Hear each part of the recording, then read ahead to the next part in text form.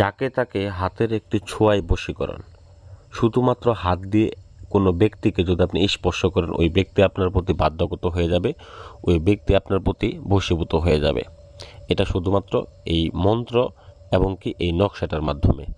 সম্মানিত ভিউয়ার্স, তো এই মন্ত্র এবং এই নকশাটা কিভাবে প্রয়োগ করবেন এখন আমি বিস্তারিত নিয়মে আপনাদেরকে বলে দিতেছি।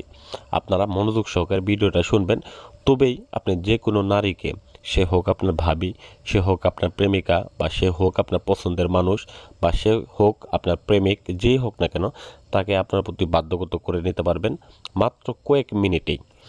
তো প্রথমত আমি বলে নেই, এই যে কাজটা সম্পর্কে আমি বলতেছি, এই কাজটার উপর আপনার পূর্ণাঙ্গরূপে একটা ঈমান আনতে হবে, একটা বিশ্বাস রাখতে হবে যে না, এই বিদ্যাটার মাধ্যমে আমার কাজটা হবে, তবেই আপনি এই কাজটাকে করতে পারেন। আর যদি এই বিদ্যাটার উপর আপনার কোনো আস্থা ভরসা যদি আপনি না রাখতে পারেন, তবে আপনি এই বিদ্যাটা দেখবেনও না, কাজও করবেন না। কথা বুঝতে পারছেন?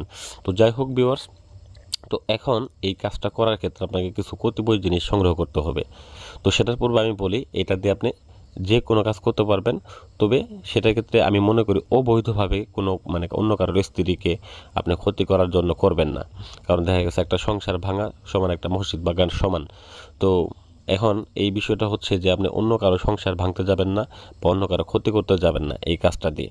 তো বিশেষ করে নিজের প্রয়োজনের ক্ষেত্রে দেখা গেছে নিজের সংসার ভেঙে যাইতেছে, নিজের আপনার স্বামী আপনাকে ভালোবাসে না, বা আপনার স্ত্রী আপনাকে ভালোবাসে না, আপনার কথা শুনেন না, আপনার অবাধ্য, সেক্ষেত্রে আপনি এই কাজটাকে করতে পারেন, এই মন্ত্রটাকে প্রয়োগ করতে পারেন অতি সহজেই।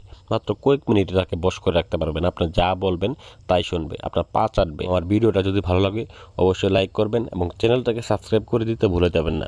ধন্যবাদ সবাইকে। আসসালামু আলাইকুম ও রহমতুল্লাহি ওয়া বারাকাতুহু।